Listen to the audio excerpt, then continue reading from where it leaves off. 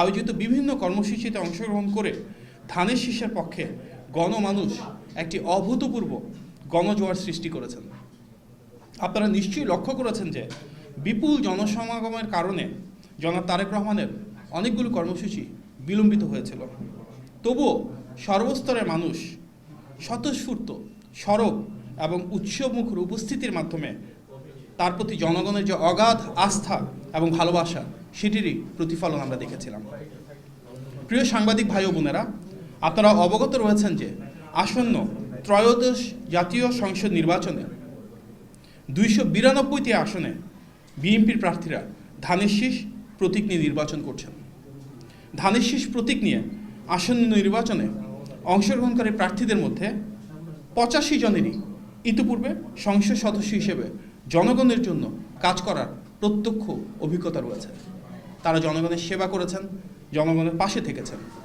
এছাড়াও বিএনপি মনোনীত প্রার্থীদের মধ্যে 19 জন ইতিপূর্বে বিভিন্ন মন্ত্রণালয়ের গুরুত্বপূর্ণ দায়িত্ব পালন করেছেন।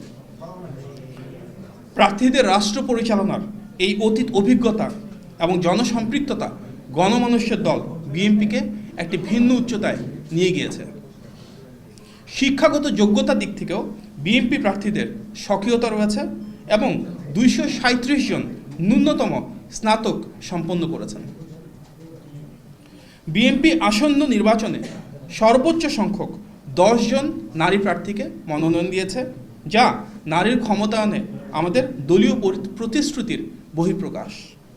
ইনশাল্লাহ এ সংখ্যা আগামী দিনে আরও বাড়ানোর জন্য আমরা দৃঢ়ভাবে অঙ্গীকারবদ্ধ। আপনারা অবগত আছেন যে দেশের অর্ধেক জনগোষ্ঠী নারী হওয়া সত্ত্বেও একজন নারীকেও মনোনয়ন দেয়নি এমন রাজনৈতিক দল রয়েছে, যা হতাশাজনক ও দুঃখজনক। বিগত ফ্যাসিস্ট আমলে সবচেয়ে বেশি গুম, খুন, নিপীড়ন, হামলা, মামলা এবং নির্যাতনের শিকার হয়েছে যে দলটি, সেটি বিএনপি। স্বাভাবিকভাবেই বিএনপির মনোনীত প্রার্থীদের মধ্যে ফ্যাসিস্ট দ্বারা সবচেয়ে বেশি যারা নির্যাতিত হয়েছেন ওনাদের আধিক্য রয়েছে। বিগত স্বৈরাচারী শাসন আমলে গুম হওয়াদের মধ্যে রয়েছেন 3 জন প্রার্থী তথা জনাব সালাউদ্দিন আহমেদ, জনাব আনিসুর রহমান তালুকদার খোকন ও জনাব হুম্মাম কাদের চৌধুরী। এছাড়াও গুমের শিকার হওয়া পরিবারের মধ্য থেকে 2 জন প্রার্থী রয়েছেন। তারা হলেন সাবেক এমপি জনাব ইলিয়াস আলীর স্ত্রী তাহসিন রুজদির লুনা এবং সাজিদুল ইসলাম সুমনের বোন ও মায়ের ডাকের সমন্বয়ক সানজিদা ইসলাম তুলি। উল্লেখ্য যে বিএনপির প্রার্থীদের মধ্যে প্রায় সকলের নামেই বহু মামলা রয়েছে, অনেকের বিরুদ্ধেই তার সংখ্যায় শতাধিক ছাড়িয়ে গেছে।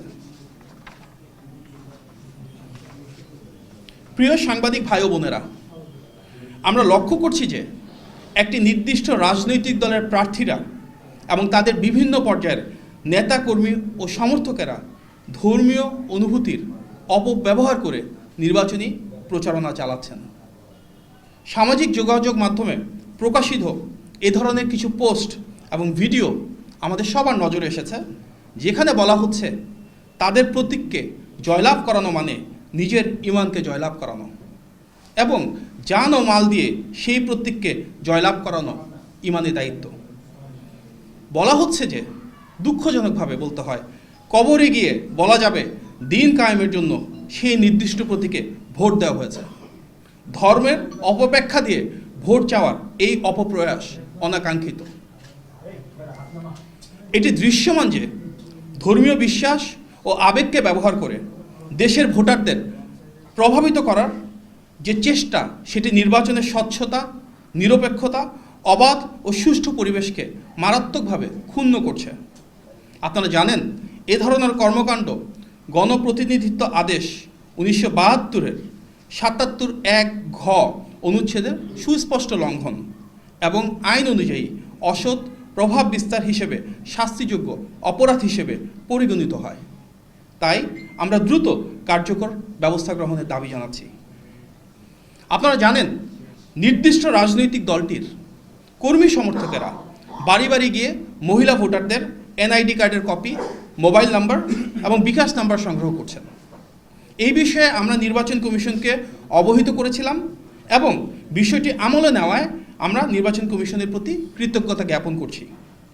তবে একই সঙ্গে আমরা আশঙ্কা করছি যে ইতিমধ্যে সংগৃহীত এসব ব্যক্তিগত তথ্য ব্যবহার করে ভুয়া বা জাল ভোট প্রদান, প্রতারণামূলক ভোট, মৃত ব্যক্তিদের নামে ভোট প্রদান এবং মোবাইল ফাইন্যান্সিয়াল সার্ভিসের মাধ্যমে ভোটারদের আর্থিক প্রলোভন দেখিয়ে প্রভাবিত করার চেষ্টা করা হতে পারে।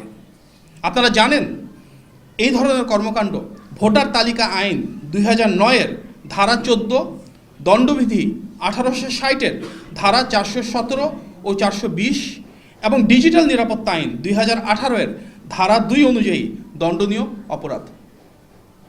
তাই আমরা নির্বাচন কমিশনকে অনুরোধ জানাই দ্রুতই যেন এসব বেআইনি কর্মকাণ্ড বন্ধ করা হয় এবং এনআইডি তথ্যের অপব্যবহার রোধে প্রতিরোধমূলক পদক্ষেপ নেওয়া হয়। আমরা জানতে পেরেছি প্রতিটি ভোট কেন্দ্রে ভলান্টিয়ার ক্যাটাগরির 13 থেকে 15 জন আনসার ও ভিডিপি সদস্য নিয়োগ দেওয়া হবে, যাদের একটি বড় অংশ সাধারণত স্থানীয় বাসিন্দা। স্থানীয়ভাবে বসবাসকারী অনেকেই বিভিন্ন রাজনৈতিক দলে সম্পৃক্ত থাকায় তাদেরকে নির্বাচনী দায়িত্ব পালনে নিয়োগ করা নিরপেক্ষতার প্রশ্ন তোলে বলে আমরা মনে করি। তাই আমরা নির্বাচন কমিশনের কাছে আনসার ও ভিডিপি সদস্যদের নিরপেক্ষ ভূমিকা নিশ্চিত করার জন্য তাদেরকে নিজ থানার বাইরে ভিন্ন জায়গায় নির্বাচনী দায়িত্ব প্রদানের দাবি জানিয়েছি। প্রিয় সাংবাদিক ভাই ও বোনেরা, আজকের এই সংবাদ সম্মেলনে উপস্থিত হওয়ার জন্য আপনাদের সবাইকে আন্তরিক ধন্যবাদ এবং কৃতজ্ঞতা জানাই। আপনারা সবাই ভালো থাকবেন। আল্লাহ হাফেজ। আসসালামু আলাইকুম। একটা প্রশ্ন ছিল, বেশ কিছুদিন ধরেই